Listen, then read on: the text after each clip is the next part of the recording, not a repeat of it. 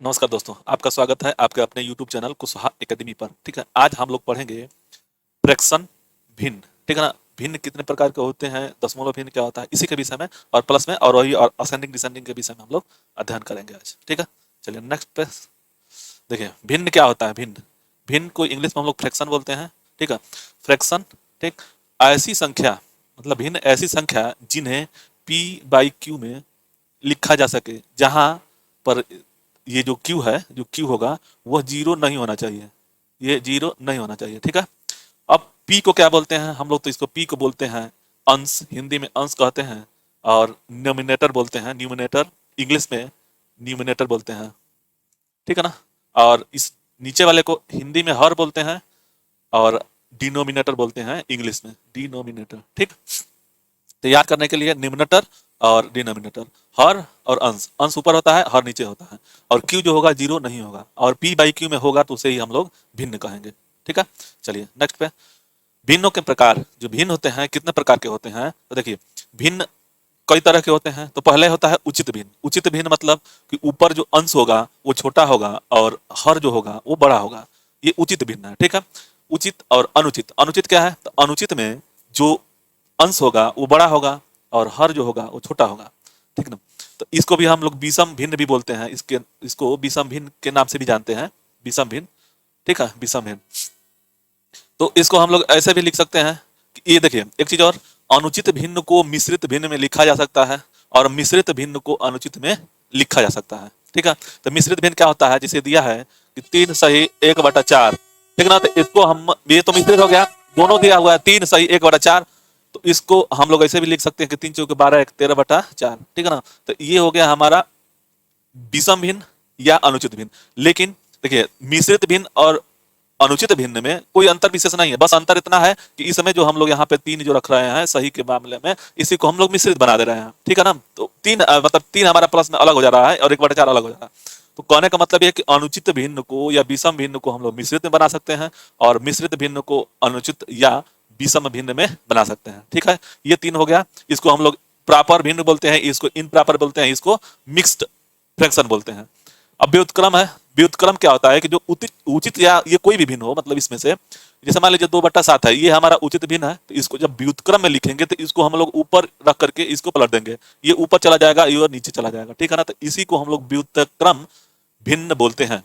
सतत भिन्न क्या होता है, तो सतत भिन्न जैसे देखिए यहाँ पे आप रीजनिंग पढ़ेंगे तो उसमें यदि आता है क्वेश्चन अक्सर, जैसे दिया हुआ है कि 3 + 2/1 4 + 5 और 1 + 6 है, ये जो है हमारा मिश्रित सतत भिन्न है। ठीक है ना, तो ये चीज आप टाइप को समझिए कि व्युत्क्रम भिन्न क्या होता है, उचित भिन्न क्या होता है, अनुचित भिन्न क्या होता है और मिश्रित भिन्न क्या होता है। ठीक है ना, और भिन्न क्या होता है कि भिन्न मतलब पी बाई क्यू में रखा जा सकता है, तो ये भी पी बाई क्यू में रखा गया है, ये भी पी बाई क्यू में रखा गया है, ये भी रखा गया है। लेकिन उचित भिन्न, अनुचित भिन्न, मिश्रित भिन्न और व्युत्क्रम भिन्न और सतत भिन्न, ये चीज आपको समझना होगा। चलते हैं आगे। अब देखते हैं दशमलव। उसी में जो भिन्न होगा ये दशमलव में भी उसको रखा जा सकता है। तो उसमें क्या होता है कि एक होता है पुनरावृत्ति, इसमें भी 3 तरह के होते हैं। तो पहला होता है पुनरावृत्ति दशमलव, ठीक है, दूसरा शुद्ध पुनरावृत्ति दशमलव, और एक होता है मिश्रित पुनरावृत्ति दशमलव। तो इसमें क्या होता है, देखिए अगर मान लीजिए 2/3 मतलब कि एक ही अंक, मतलब जैसे कि लगातार आता रहे, ठीक है ना, हमेशा आता रहे, या अलग अलग अंक आए और जैसे कि ये लगातार आता रहे, कोई एक संख्या मिले ना, तो ये पुनरावृत्ति हो गया। और शुद्ध मतलब कि कोई संख्या मतलब 2 बार रिपीट हो, 3 बार रिपीट हो, उसके बाद से फिर वही संख्या आ जाए, तो उसको शुद्ध पुनरावृत्ति दशमलव बोलते हैं।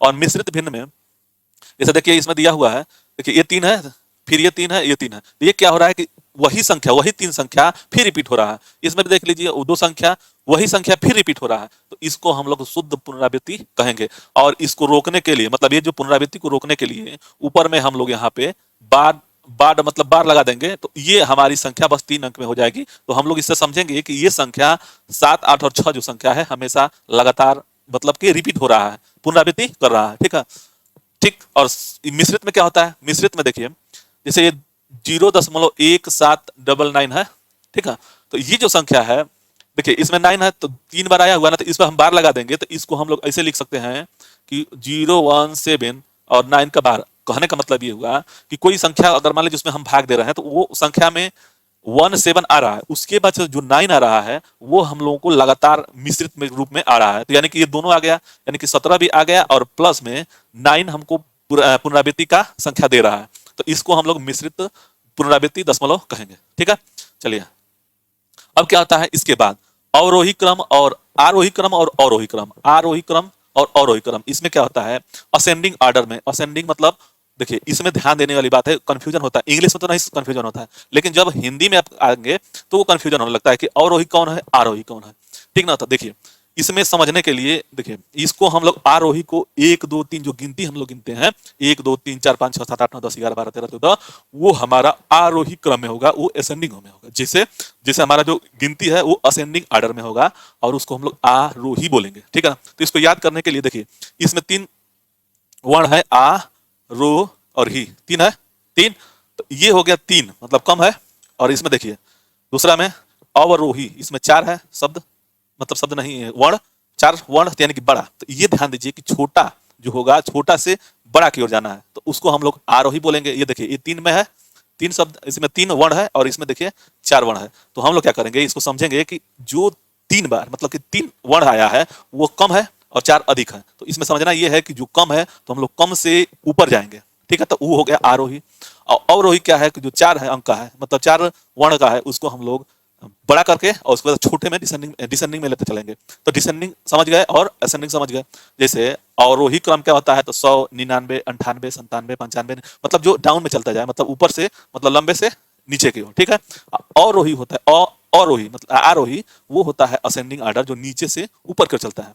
तो इसका देखिए आरोही का जो होता है ऐसे सिंबल होता है, मतलब देखिए यहाँ पे 1 हो गया तो वहां पे 2 हो गया, तो 2 बड़ा है ना, तो जो यह खुला हुआ मुंह है वो बड़ा का चिन्ह दिखाई देता है। और इसमें वही चीज अवरोही में देखिए ये 2 1, मतलब हम लोग यहाँ पे क्या कर सकते हैं, इसको कर सकते हैं ऐसे में, मान लीजिए ये हो गया 100 और ये हो गया 99। तो देखिए ये बड़ा संख्या है ना, तो जो इसमें असेंडिंग डिसेंडिंग अगर ये सिंबल दे दिया तो जो चौड़ा रहता है मुंह और जो पतला रहता है तो पतला छोटा रहेगा और जो चौड़ा रहेगा वो बड़ा रहेगा। तो ये समझने की चीज है असेंडिंग और डिसेंडिंग को। ठीक है, इंग्लिश में आसान रहता है असेंडिंग और डिसेंडिंग समझने में, लेकिन हिंदी में यह नहीं समझ पाते हैं, थोड़ा सा मिस्टेक होने लगता है। तो इसमें बस हम आपको समझा दिए, इसको समझ रही है कि 3 वर्ण जिसमें है आरोही 3 वर्ण तो छोटा से बड़ा की ओर, और जो अवरोही है उसमें 4 वर्ण है तो बड़ा से छोटा की ओर। तो ये ध्यान रहे कि ये 3 वर्ण है इसमें 4 वर्ण है, तो 4 बड़ा है बड़ा से छोटा की ओर और 3 छोटा है तो छोटा से बड़ा की ओर। ये आप लोग याद रखिए। चलिए नेक्स्ट पे चलते हैं। अब देखिए भिन्नों की जो तुलना होती है उसको हम लोग कैसे निकाल सकते हैं, मतलब कंपैरिजन ऑफ फ्रैक्शन। इसमें क्या है कि ये अवरोही या अवरोही क्रम में सजाने के लिए इन्हें जो भिन्न है इनको अवरोही या आरोही क्रम में हम लोग सजाएंगे। तो इसके 4 नियम है। ठीक है ना, पहला नियम है भाग विधि, डिवीजन विधि, समहर विधि जिसका हर जो होगा समान करके हम लोग उसको लगा सकते हैं, अंतर विधि और आर पार विधि। ये 4 चीज होते हैं, ये चारों चीज आपको समझना होगा और क्वेश्चन के अनुरूप हम लोगों को ये चारों में से, जैसे मान लीजिए कहीं पेपर में देना हो तो इन चारों को नियम को हम समझे रहेंगे तो हम लोग जैसा क्वेश्चन आएगा उसके हिसाब से अपना नियम लगा करके हम उसको छोटा या बड़ा या अवरोही या आरोही क्रम में हम उसको लिख सकते हैं। ठीक है ना, चलिए नेक्स्ट पेज पे चलते हैं। चलिए देखिए भाग विधि से, उसमें हम लोग जो पहला था इसमें हम लोग भाग विधि से पढ़ेंगे। पहले भाग विधि से देखिए चारों में समझना अलग अलग है, लेकिन अगर क्वेश्चन में जब आएगा तो ये चारों अगर आपके दिमाग में रहेगा, आपके समझे रहेंगे, तो आप किसी भी विधि से आप उसको मतलब कि ये अवरोही क्रम में या आरोही क्रम में उसको लिख सकते हैं। ठीक है, चलिए तो भाग विधि से दिया है क्वेश्चन में कि नीचे लिखे भिन्नों में कौन सा भिन्न बड़ा है, ये हमको निकालना है। तो देखिए हम लोग भाग विधि से पढ़ रहे हैं, भाग विधि से पढ़ रहे हैं, तब देखिए इसको आप आर पार गुणा विधि से भी लगा सकते हैं, समहर विधि से भी लगा सकते हैं, सबसे लगा लेंगे, लेकिन पहले हम लोग भाग विधि से समझते हैं। तो भाग विधि क्या है कि अगर मान लीजिए 7 में हम 10 का भाग देंगे तो ये हो जाएगा दशमलव जाएगा, ये 0 बढ़ जाएगा, तो 10 7 70, यानी कि इसका हो गया 10, मतलब कि 0.7 हो गया। 5 में फिर 7 का भाग देंगे तो ये हो गया दशमलव गया, 0 हो जाएगा, मतलब 0 नहीं होगा, दशमलव हो गया और यहाँ पे 0 बढ़ जाएगा। ठीक है, तो 7 7 49 49 और 1 बच गया। अब फिर यहाँ पे 0 बढ़ाएंगे तो 7 एकम 7, 2 ही अंक से हम लोग को ज्यादा मतलब रहता है, तीसरा या तो तीसरे अंक से, इससे अधिक हम लोग नहीं लगाएंगे, इसलिए कि जब भी हम लगाएंगे तो जल्द से भी तो लगाना है। अब देखिए ये हो गया बी, ठीक ना, तो पहला आ गया 0.7, दूसरा हो गया 0.71 और तीसरा हो गया देखिए 10/11 है, तो इसको हम लोग भाग देंगे 11 से। तो देखिए यहाँ पे दशमलव जाएगा, ये 0 हो जाएगा, तो 11 9 99, 1 बचा, फिर 0 नहीं जाएगा, तो यहाँ पे 0 बढ़ा लेंगे हम लोग, जीरो बढ़ा करके इसको बढ़ा सकते हैं, तो 9 फिर वही है 11 इतना आएगा। तो 2 अंक हम लोग को समझना है, ठीक। ये 0.9 में यानी कि तीसरा हो गया 0.909, ठीक है। अब इसको देखिए यहाँ पे, तो ये डी वाला लगा रहे हैं, तो डी में 2/5 से भाग देना है, ठीक है। तो ये हो गया दशमलव, दशमलव जब रखेंगे तो यहाँ 0 हो जाएगा, तो 5 चौके 20 यानी कि 4 हो गया, कट गया। अब इसमें देखिए ये हो गया डी, और ई को देख लेते हैं, ई को, तो ये हो गया 4 में 9 का भाग देते हैं, तो 9 में दशमलव जाएगा तो ये 0 हो जाएगा, 40 हो जाएगा ना, तो 9 चौके 36, 36 हो गया, फिर 4, फिर वही आएगा 9 चौके 36, यहाँ पे 0 रखेंगे तो वही फिर 36 आएगा, यानी कि 4.4। अब इसमें सबसे बड़ा कौन सी संख्या है, तो हमारी वो संख्या है सी। देखिए एक मतलब ये ए हो गया, ये बी हो गया, ये सी हो गया, ये वाला डी हो गया, और ये हो गया ई। तो हमारी जो संख्या होगी ये 9.09 है, तो ये हमारी बड़ी संख्या हो जाएगी, ठीक है ना। इसको हम लोग एक तरह से और भी लगा सकते हैं, देखिए इसको समझने के लिए एक तरह से और लगा सकते हैं, जो हम लोग वहां पे भाग विधि से पढ़ रहे थे, भाग विधि आर पार विधि से, उसको क्या करेंगे, उसके भी लगा सकते हैं। देखिए ये तो हम लोग भाग विधि से पढ़ लिए, ये भाग विधि का नियम से समझ गया कि भाग देकर के हम लोग इसको लगाएंगे। अब क्या करेंगे कि इसको आर पार विधि से हम लोग लगाएंगे। देखिए इस जो हर है, इस हर को अंश से इसमें बी में गुणा करेंगे, तो ये हो जाएगा कितना, 10×5 = 50, ठीक है। हमको बड़ा अंक लेना है, ठीक। और ये 7×49, ये 49 हो गया, तो ये संख्या छोटी हो गई, ये संख्या बड़ी हो गई, तो हमको जब भी इसमें जब छोटा या बड़ा देगा तो हमको उसी को रख लेंगे जो बड़ा है उससे। तो देखिए इसमें जो बड़ा है कौन सा है, 5/7, तो ये अब छोड़ दीजिए, अब इसको फिर छोड़ लीजिए, मतलब ये इसको हटा लीजिए, ये 50 हो गया, तो यानी कि ये बड़ा हो गया हमारी संख्या। चलिए ये हमारी संख्या बड़ी हो गई। अब उसके बाद से इसको सी से हम गुणा करेंगे, इससे, तो ये होगा 7×10 = 70 और 11×5 = 55, ठीक है ना। तब देखिए इसमें कौन सी बड़ी संख्या है, इसमें ये 70 बड़ी संख्या है ना, 55 कम है, 70 ज्यादा है, ये तिर्यक गुणा कर रहे हैं हम लोग, आर पार तिर्यक गुणा, तो इसमें हो गया ये बड़ी संख्या, यानी कि इससे जो बड़ी संख्या हो गई ये सी वाला हो गया। अब देखिए जब ये वाला हो गया तो फिर इसको हम लोग इस से डी से गुणा करेंगे, डी वाले से, ठीक है। चलिए देखिए गुणा डी से गुणा करेंगे, तो ये देखिए ये बड़ी संख्या, यानी कि इससे बड़ी संख्या ये हो गई थी, इससे बढ़िया सी हो गई थी। अब देखिए अब इन सी और डी को देखना है, सी और डी को, तो इसमें 11×2 = 22 और 10×5 = 50, यानी कि ये बड़ी संख्या है, ठीक ना। अब ये तो आप समझ गए कि ये बड़ी संख्या है।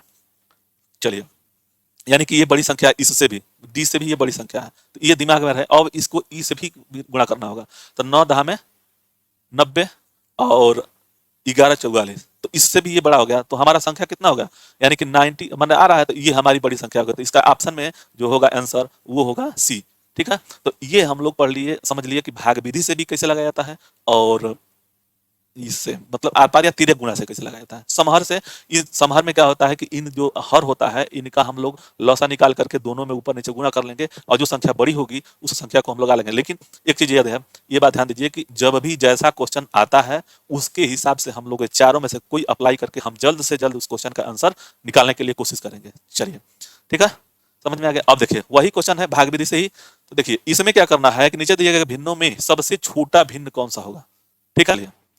देखिए इसको हम लोग भाग विधि से लगाएंगे, तो भाग विधि से क्या होगा, 11 में 14 का भाग देंगे, ठीक है।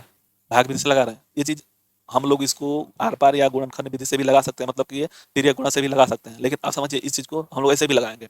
देखिए दशमलव जाएगा तो यहाँ पे 0 हो जाएगा 110, 13×7 = 98, 13×8 = 100, 13×7 = 98 और 8 13×8 = 74, 7×4 = 28, 2 और 7 कम 7 2 9, 98 हो गया। या 8 से गुणा करेंगे तो कितना हो जाएगा, 8×4 = 32 और 8 कम 8 3 11, 112, यानी कि ये संख्या जो होगी वो हमारी 8 से मतलब 7 से गुणा हो जाएगा, तो 7 बार ले जाएंगे, ठीक है। देखिए इसको हम लोग दशमलव ले जा करके 7 बार, तो ये हो जाएगा 13×7 = 98 और बटा में घटा देंगे, इसको घटाना होगा तो कितना घट जाएगा, तो होगा ये होगा 12, ठीक। यहाँ पे फिर दशमलव ले जाएंगे तो ये हो जाएगा 8 बार में, 2 ही बार में हम लोग ले जाएंगे तो 100, ये हो जाएगा 12 यानी कि 8, ये छोड़ दीजिए। अब ये का मान हो गया 7.78, ठीक है। अब इसमें देखिए 3 में 7 का दशमलव ले जाएंगे तो ये हो जाएगा 0, 7×4 = 28, ये हो जाएगा 2, फिर 0 बढ़ेगा तो 7×2 = 14, यानी कि 2 अंक से बहुत है, 2 अंक बहुत है, लिमिट है 14, मतलब ये 14 हो गया तो ये हो गया 6। अगर चाहते हैं तो एक बार और ले जाएंगे तो 7×6 = 42, 7×7 = 49, 7×8 = 56, 8 बार में, ठीक है। तो इतना मान हो गया, ये हो गया बी का, ये हो गया ए का। अब इसको लगाएंगे, देखिए सी को, तो 5 में 9 का भाग देंगे, ठीक है। तो ये दशमलव ले जाएंगे तो 0 होगा, तो 9×5, ये दशमलव लेकर 9×5 = 45, ये हो जाएगा 5, फिर 0 बढ़ाएंगे 9×5 = 45, फिर 9×5 = 45 वही आएगा, यानी कि 0.555। अब देखिए ये हो गया सी का, ठीक है। अब डी लगाएंगे, तो डी लगाएंगे तो 7 में 11 का भाग देंगे, तो देखिए दशमलव जाएगा, ये हो जाएगा 0, 11 छक्का 66, ठीक है, 11 छक्का 66। अब देखिए 66 यानी कि 4, फिर 10 0 जाएगा तो 11 3 33, 2 ही अंक बहुत है। और उसके बाद से इसको ई को लगाते हैं, 2 में 3 का भाग देते हैं, तो ये होगा दशमलव, ये हो गया 0, ठीक है, 36 3 छक 18, ये हो गया 2, फिर वही आएगा। तब देखिए इसमें कह रहे हैं सबसे छोटा अंक कौन सा है, ये हो गया 7.8, ये 4.2, ये 5, ये 6, ये 6, ठीक, तो सबसे छोटा हमारा बी हो गया, ठीक है, तो इसका अंश मतलब हो गया हमारा, मतलब आंसर हो गया सबसे छोटा बी, ठीक है। अब इसी चीज को फिर हम लोग एक तिर्यक गुणा से, मतलब देखिए समझने के लिए दोनों समझना होगा, ठीक है, ये सब समझना होगा, लेकिन अगर हम जितना जल्द से लगाने के लिए इसको कोशिश करेंगे, देखिए अब इसको क्या करेंगे, तिर्यक गुणा करेंगे, इस 14 को 3 से, मतलब ए को बी से गुणा करेंगे, तो ये चौथियाँ 42 और ये हो गया 1177, ठीक है, तो यानी कि ये संख्या बड़ी हो गई, हमको छोटी लेना है यहाँ पे, तो छोटी हम संख्या यहाँ पे ले लिए, ठीक। चलिए इसको जब ले लिए, ये हमारी बी संख्या छोटी हो गई, ठीक है, तिर्यक गुणा से हम लोग लगा रहे हैं, तो ये संख्या छोटी हो गई बी वाली।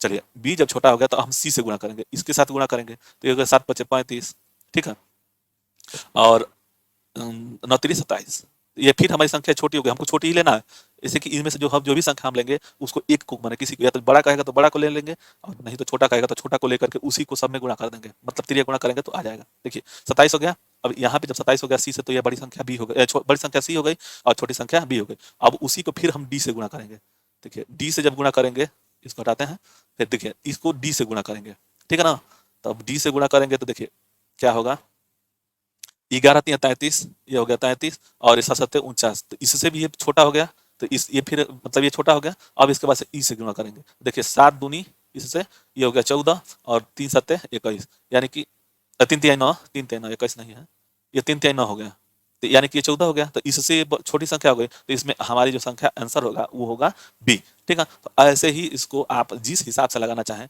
उसको उसके हिसाब से लगा सकते हैं। उन चारों मतलब कि टाइप से अगर आप पढ़े रहेंगे तो कोई संख्या को आप लोग आराम से छोटी बड़ी अवरोही आरोही क्रम में लिख सकते हैं, ठीक है। चलिए देखिए क्वेश्चन कर रहा है कि निम्नांकित में से कौन सा भिन्न समूह आरोही क्रम में है। आरोही मतलब तीन तीन वर्ड है, तो तीन मतलब छोटा से बड़ा की ओर, असेंडिंग ऑर्डर। इंग्लिश में तो आसान रहता है, हिंदी में थोड़ा समझने में थोड़ा सा परेशानी होता है, तो आप समझिए इस चीज को, तीन वर्ड है तो छोटा हो गया, उसको हम लोग बड़ा में से लिखेंगे, माने छोटा से बड़ा गया, ठीक है। तो इसको हम लोग देखिए भाग विधि से लगाएंगे, तो 4 में 13 का भाग देंगे, सही है ना, हाँ 4 में 13 का, ठीक है, दशमलव हो गया, ये हो गया 0, ठीक है, दशमलव जाएगा तो यहाँ 0 बढ़ जाता है, तो 13 3 39, ठीक, ये एक से बच गया। अब 0 बढ़ा सकते हैं, यहाँ पे नहीं जाएगा तो फिर 0 कर सकते हैं यहाँ पे, तो चलिए ये 2 ही अंक हो सकता है, ठीक है, तो इसको 100 करेंगे तो 93 307, मतलब 2.37 हो गया, ये हो गया इसका, ठीक है। फिर दूसरे का 2 में 7 का भाग देंगे, 7 दशमलव गया 7 दूनी 14 6, और यहाँ पे 0, 14 7 8 56 8, यानी कि 0.28।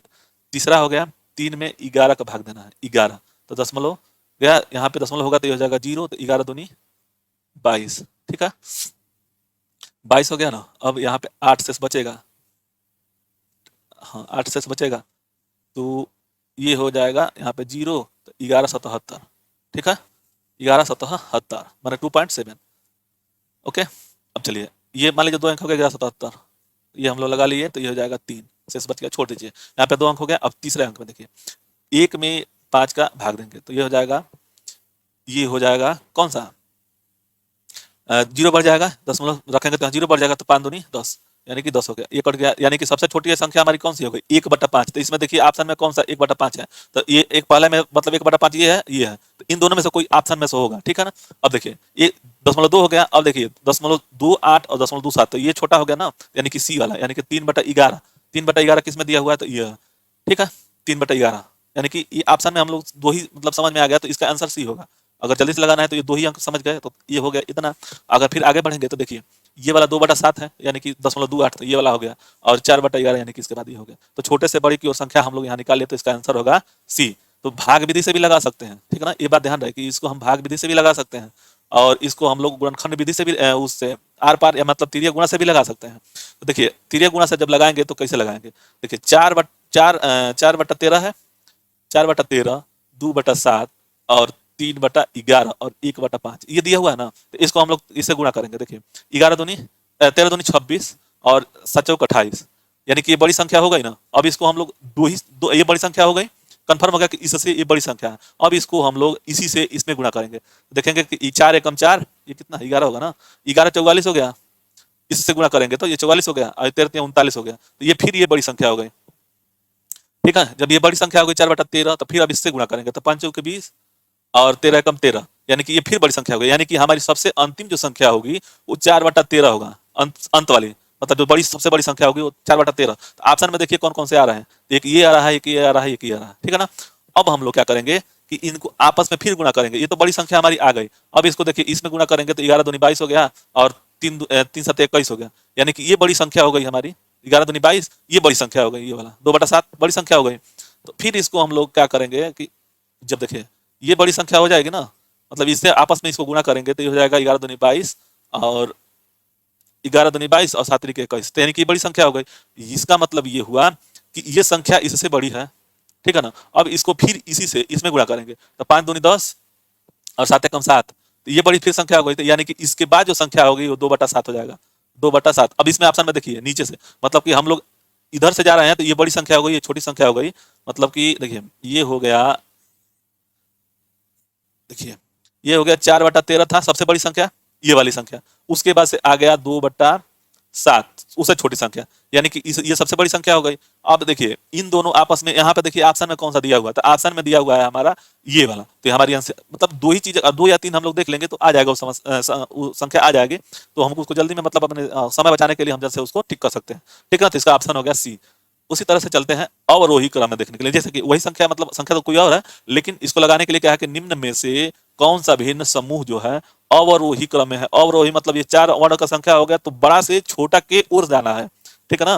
तो इसको हम लोग देखिए इसमें गुणा करने के लिए अब 17 पचे 85, 11 पचे 11, मतलब 16 11, तो बड़ा संख्या थोड़ा हो जाता है। तो देखिए इसमें भी सब सेम संख्या है, मतलब ये और ये सब मतलब तीनों में, चारों में सेम संख्या है। तो क्या करेंगे कि हम लोग इसको या तो भाग विधि से, या तो क्या बोलते हैं इसको, पहले भाग विधि से लगाते हैं। पहला को लगाते हैं 5 में 16 का भाग देंगे तो ये दशमलव रखेंगे तो ये 0 हो जाएगा, तो 16 या 48, 2 हो गया, फिर 0 तो 16 कम 16, यानी कि पहला का अंक हो गया 0.31, ठीक है। फिर 11 में 17 का भाग देंगे तो ये हो जाएगा दशमलव जाएगा, तो ये हो जाएगा 17 छक्का 102, 6 बार, यानी कि 102, ये हो गया 8, ठीक है ना। 10 0 हो गया, 17 पचे 85, यानी 17 चौके 68, 17 चौके 68, 68 हो गया, तो ये हो जाएगा 12, ठीक है। अब 2 अंक हम लोग निकाल लिए। अब देखिए फिर 9 में 14 का, तो 14 का जब भाग देंगे तो 14, ये ऑप्शन पे निर्भर करता है, मतलब क्वेश्चन के ऑप्शन पे निर्भर करता है कि किस हिसाब से हम उसको लगाएंगे।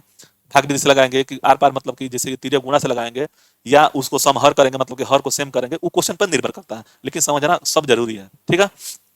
देखिए अब यहाँ पे दशमलव जाएगा तो ये हो जाएगा 90, भाग विधि से लगा रहे हैं तो 14 सत्ते 98 हो गया ना, तो यानी कि 14 सत्ते नहीं, यानी कि 6 बार, 14 छक्का 84, 14 छक 84, ये हो गया 6, फिर 0 आ जाएगा तो 14 3 42, 14 चौके 56, ठीक है। अब इसी से हम लोग लगा लिए 0.31, 0.64, और इसमें भी 14 चौके 56, फिर 4 जाएगा, 14 3 42, तो 2 बार, ठीक है। तो इसमें क्या लगाएंगे हम लोग, देखिए ये सबसे मतलब अवरोही क्रम में है, अवरोही क्रम में, और मतलब कि बड़ा से छोटा की ओर, ठीक है ना। तो देखिए बड़ा कौन सा है, तो ये वाला, ठीक है, 0.64, फिर ये वाला 17, मतलब 11/17, 11/17 इसमें पहला अंश कौन सा है, ये वाला, तो ये वाला मान आ गया ना, तो यही हमारी संख्या हो जाएगी, ये सबसे बड़ी संख्या है, उसके बाद से ये छोटी संख्या है, उसके बाद से ये वाली, तो यानी कि इसका आंसर होगा डी। तो हम लोग यहाँ पे लगा लिए, ये छोटी संख्या है तो सबसे पीछे 5/16 होना चाहिए, तो 5/16 ये है और ये है। तो अब इसमें फिर दूसरा हम देखेंगे, दूसरा आप पहला देख लीजिए, पहला है हमारा सबसे बड़ी संख्या कौन सी है, तो ये हो गया 11/17, ठीक है ना। तो ये संख्या हमारी हो जाएगी। तो समझने के लिए आप लोग ये बात समझिए कि जैसे अवरोही क्रम या आरोही क्रम में अगर दे रहा है तो उसको हम लोग क्या करेंगे कि जो 4 विधि हम लोग बताए हैं, समझे हैं कि भाग विधि, समहार विधि, मतलब समहर विधि, और आर पार विधि, और एक और अंतर विधि से, तो वो चीज को हम लोग यहाँ पे अप्लाई कर सकते हैं, लेकिन पहले हम लोग को एक एक को पढ़ना है। तो ये हम लोग पढ़ लिए भाग विधि से। अगले वीडियो में हम लोग पढ़ेंगे जो समहर का जो दिया था दूसरा नंबर का, वो उसके बाद से मतलब ऐसे ही पढ़ते आगे हम लोग क्रम में चलते रहेंगे। तो आप लोग को ये वीडियो अच्छा लगे तो लाइक शेयर सब्सक्राइब जरूर करें, और कमेंट करें कि क्या आपको इसमें बेहतर लग रहा है और क्या हम इसमें और थोड़ा सा सुधार कर सकते हैं, ठीक है। जिससे हमको आप जब कमेंट करेंगे या तो अच्छे कमेंट करेंगे तो मतलब कि हमको मोटिवेशन बनेगा कि हम उसमें क्या सही कर सकते हैं और इससे भी बेहतर। ठीक है, तो जय हिंद, जय भारत।